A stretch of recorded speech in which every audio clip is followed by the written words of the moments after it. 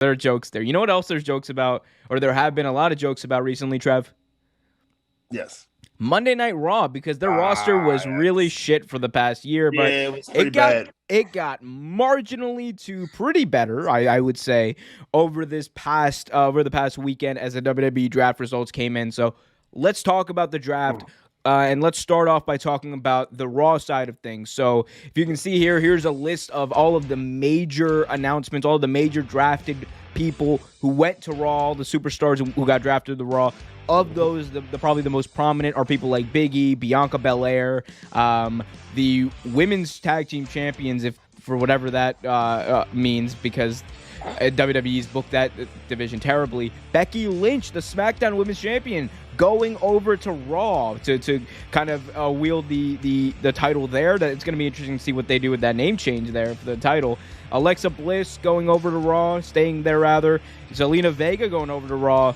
A lot of big names: Ziggler, Bobby Roode, Veer Finn Balor by himself, Finn Balor obviously. Edge is going to Raw as well. So a lot of big names on Raw right now. Gable Stevenson, who we mentioned earlier. But Trevor, why don't you tell me, what's your reaction to some of these names and just who went to Raw and what the future of the Raw roster kind of looks like right now? it's actually interesting. Did I see Edge on there? I saw Edge on there. Yeah, Right? Edge was on there. I was wondering if they were gonna switch Edge over to Raw.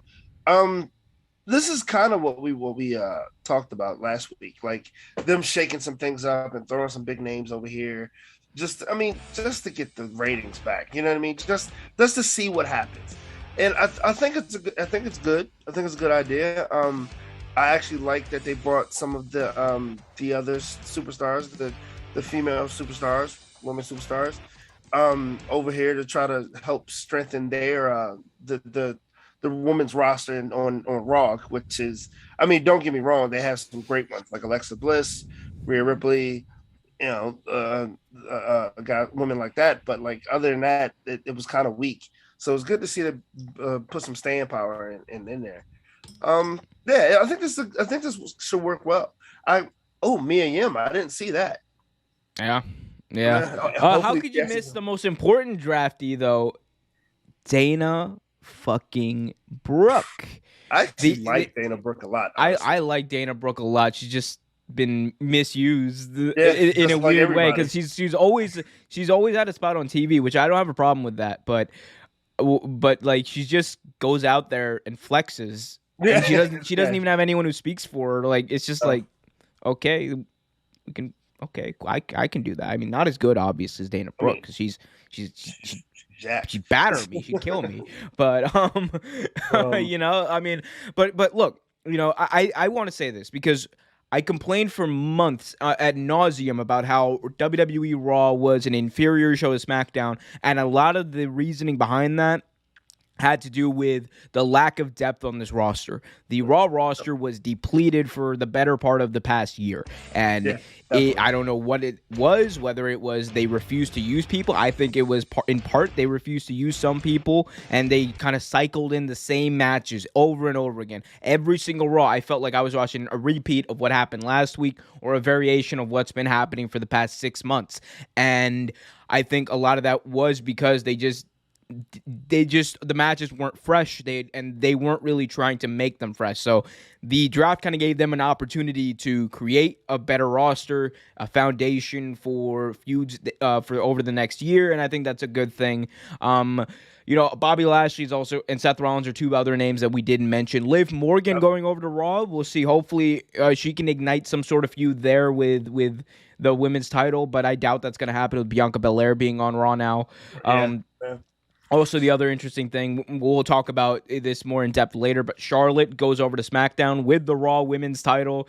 Yeah. Becky comes over to Raw with the SmackDown Women's title, and I'm praying to God they don't do the stupid thing where they just they do this little switcheroo with the belts, and then they just get Charlotte an extra reign with a belt, just like that. Like, and again, I'm not against her having like all these reigns. She has to break the record. I understand that's right. Fine. I'm just like I hate the little switcheroo. Remember they did that a few years ago with the tag team titles. Yeah. It was Kurt Angle was just like, all right, switch them. And it was like one of the most the Street underwhelming Profits things. And the other team, Cesaro and Sheamus. Was Cesaro Sheamus? I thought it was the Street Profits and the New Day. It might have been. But I mean, either way, it was two tag teams that you and I obviously can't remember for a valid reason because tag team wrestling has not been mattered to WWE for a long time. But but overall, though, thoughts on Raw? What would your draft grade for Raw be?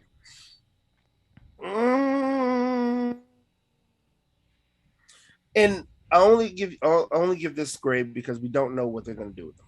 Okay, and in my mind, that actually makes sense. So I'll say C. C. Well, you gotta elaborate a little bit. Why is C for Raw? Oh well, Raw sucks. But oh come on, no, we're talking about the draft though. We're talking about how they did in the draft. Like, I mean, well, when I look at all these people, honestly, a C is probably too low. You're probably right. C is probably too low. Definitely too low. I'm sorry. It's definitely low. When you look at all these people, it's definitely low. It's about a B plus. About B plus. Okay. But the thing is, the reason I gave that rating, that grade, was because I honestly don't think they're going to do anything with these names. I really don't see them doing anything with the talent they picked up. And I know that's like kind of mean and just kicking a horse before it gets a chance to ride, but it's terrible. I don't think they're going to do much. Man, you are a Debbie Downer, man. I'm trying to build Raw up, and you're out here trying to bring it down. I mean, look, if I had to give a draft grade to them, it would 100% be an A. They got Becky Lynch, the biggest star in pro wrestling. The biggest star in pro wrestling. She's back on Raw. They got Big E, who is a great babyface champion. Thank God they have a babyface champion finally. They got Bianca Belair, who was main evented WrestleMania last year.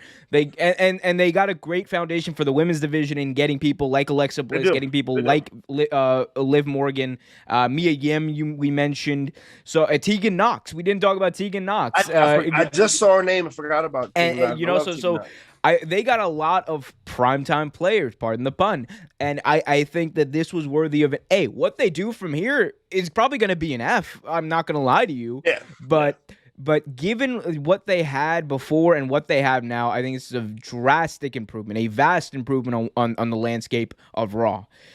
So I give them an A. They did a great job. Please don't mess it up. These are a lot. You could do so much with this. You have 3 hours of TV a week. Don't fuck it up, Vince. Yeah, he's already fucking it up as we speak. Oh, goddamn power. We're gonna give the title. Where are we gonna put Where is she? Where's Eva Marie? We'll put the belt on her. Who needs Becky Lynch? She's gonna beat everybody. No, she's the real red-haired last kicker. Jesus, Vince, go away. Don't come back. Anyway, hey Brooks, Brooks Warren is in the chat from HMO Podcast. Go check them out as well. Brooks Warren says, Brooks in the chat says, super happy for Big E finally getting a chip. They need to whoop the bloodline at the pay-per-view. Whoop the bloodline. I thought he said whoop the bloodline. I was like, yeah, we need to whoop the bloodline at the pay-per-view. Yeah, I want that to happen too. Whoop them good.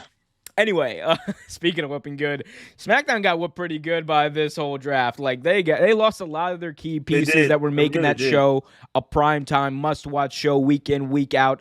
But let's take a look at some of the names that they did pick up, because they picked up some primetime names here. Obviously, they kept Roman Reigns, picked up the Raw Women's Champion. Again, waiting to see how that plays out in Charlotte Flair. Drew McIntyre. Eventually, we're going to that McIntyre-Roman Reigns feud, or we would hope.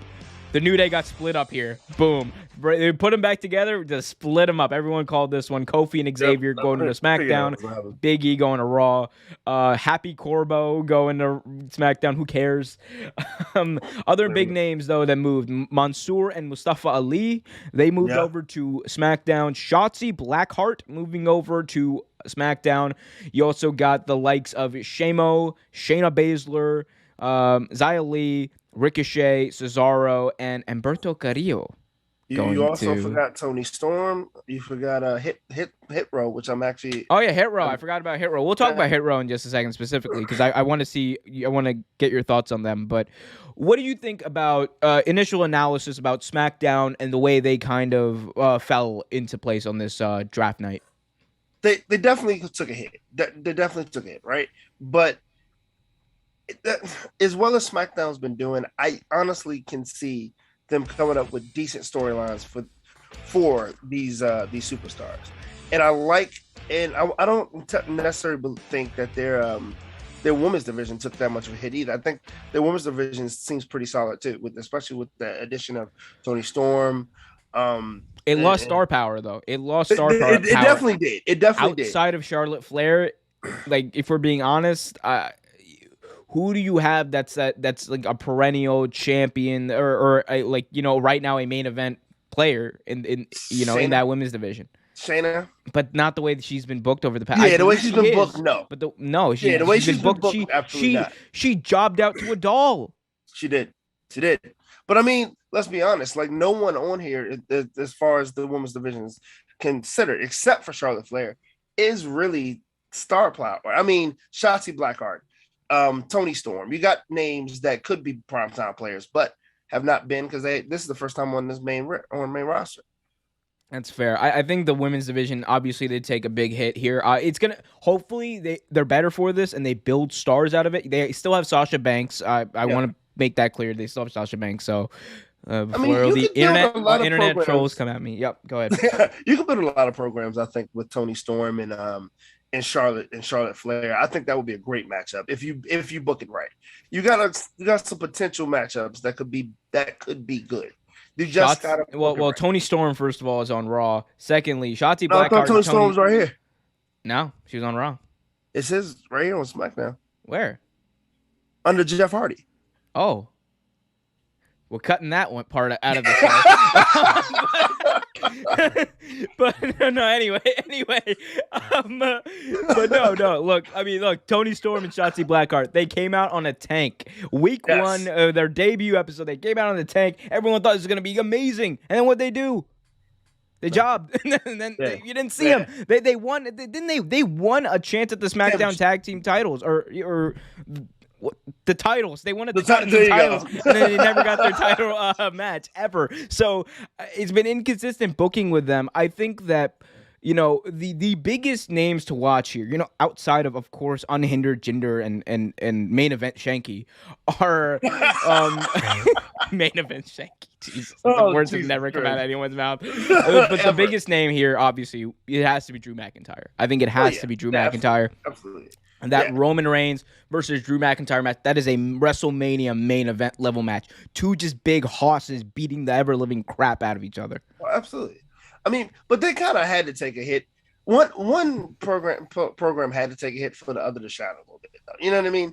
Like, and if anyone had to, I would rather be off with SmackDown, only because SmackDown can do a little more with these names than Raw could ever do.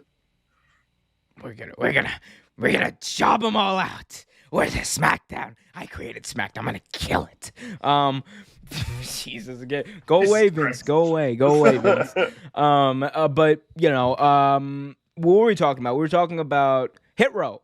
What did you think about Hit Row going to SmackDown and making their debut on the main roster? Also, in just a minute, I want to get your thoughts on some of the rules of this draft. We'll talk about that and the inconsistency of that. I like Hit Row. I do. I liked Hit Row on NXT. I thought it was a shame because what's his name had to drop the belt. I'm assuming he had to drop the belt, the North American Championship. But I'm not sure. But anyway, I love Hit Row. I think they're put together well. I like most of the members. I think they're great on the mic. It's interesting that they did put them on. I think if they didn't put the Hurt Business back together, they would have put them on SmackDown. I mean, it is. Yeah, I like Hit Row, and I like that. I'm interested to see what they do and how they do on the main roster. I just don't know if WWE is going to have the patience with them as they probably should. No. That's probably my biggest concern there. Other than that, I think they're going to be fine. I do want to talk about the rules of this draft because, man, what the hell is up with this? So you have Hit Row, right? A team of how many people are in Hit Row, by the way? It's 4, isn't it? It's like 4 people, right? It's like 4 or 5 people who are in Hit Row, right? So you got them. Somehow they qualify as like one pick, right? One pick. But the New Day, who has been an established group for a very long time, don't? No. It makes no sense. What's going on with that? And then you got Veer and Shanky. You're telling me Veer, Shanky, and Jinder did not sign up as a cohesive unit here in this draft? I thought they would have, and then apparently they didn't. Apparently Jinder and the Hurt Business didn't either, though. It looks like the Hurt Business didn't sign up as one either. But they were broken up until recently anyway, so that makes sense. I mean, who knows, man? It's weird. It is weird the way that these rules. I mean, look, it's kayfabe. Get it? Right. It's still real to me, damn it. But no, in all seriousness, I mean, you gotta have some foundation of rules, even in a TV show. Even in a TV show, even in Breaking Bad, there are rules in that show. There was. There are definite rules in that show. There's definitely constructs you have to work within. With this draft, it doesn't seem like that's the case. With this draft, it just seems like, well, goddamn, pal, we're gonna break up the New Day. But Vance, who's one of his stooges now? Oh, Vince. Oh God, I'm just gonna kill my voice. Oh, Vince. But the New Day, they're a tag team too, and they're a member of 3. So unless you want to do that, Vince, unless you want to get rid of them and split them up, we can do that, Vince. I love you. Your muscles are still big. Who is that supposed to be? John Laryngitis. John Laryngitis, yeah. Yeah, John Laryngitis. But seriously, the rules, my friend, the rules of this draft make no sense. It is like you ever seen that Dave Chappelle sketch where they had the race draft? Yes. You remember when like everyone was picking singles, like there were individuals being picked. Tiger Woods went number 1 overall, and then they got to the Asian delegation, and they picked the entire Wu-Tang Clan. Yeah. I feel like the same rules kind of apply to here, where it's just like if you pick 2 members of the New Day, that's what you're gonna get. But if you picked the entire Hit Row, I would have just picked the entire SmackDown roster if I was exactly. Raw. Can I take the whole roster and bring it this way, please? Just bring the show, bring Roman Reigns. You're telling me I would have traded the entire Raw roster for Roman Reigns if I was Raw, but no rules. It didn't make sense. I get it. It's a show, whatever. But I'm just saying, you got to work within some parameters, some constraints. Make it seem. I don't want to say realistic, but just make it seem like an actual draft. You're building it up as a draft. Make it have some rules. But right. Trevor, with that being said, what grade would you give SmackDown for this draft? How do you think the roster kind of plays out from here? This one definitely gets a C for me. Sorry. Yeah. Yeah. I mean, again, I see some potential if they do it right. But like you said, they got to make some stars. So, and that's not hard to do. But with WWE, everything's hard. So I'm gonna give it a C. Yeah, I'd probably go C+ here. The plus is just, and it would have been a C for me if it hadn't been for the fact that they kept Roman Reigns in the bloodline and right. Sasha Banks. I think those are 3 people that you didn't want to lose. Also, for people who are wondering, the draft doesn't go into full effect until October 22nd, so there's some time here to finish up storylines. What I will say here is, I think that there's a lot of names on here that could be game changers, especially in the men's division and the tag team division. There's a lot of tag teams here. SmackDown tag team division could be thriving. But I am worried that the lack of star power that it has had is going to hurt this show. Because there's not, outside of Roman Reigns, Sasha Banks, Charlotte, Drew McIntyre. Outside of that, main event scene. Main event scene. Come on. I love Kofi. Yeah. I love Xavier. They're mid-carders. They're definitely mid-carders, yeah. But, I'm not saying I'm talking about comparatively to where SmackDown was before. Right. That's what you have to compare it to. They are worse off before, and they're gonna have to build. They're going to have to they build do some have stars. Sheamus. Now you can work around with Sheamus. He's a great worker. He's just not been built up as a main eventer. No, you know what I mean, though, Trevor. I'm not trying to have this argument with you. I know what you mean. No. You obviously have to explain it because you don't know what I mean. So let me explain, sir. Please explain. Allow me to reintroduce. Please explain it. Okay. Well, if you let me talk, I might explain it. You won't let me. I'm muted. That's it. Muted. You're muted. I'm sick of this. Always interrupting me on my show. Damn it. I'm going to ask you to politely unmute yourself now.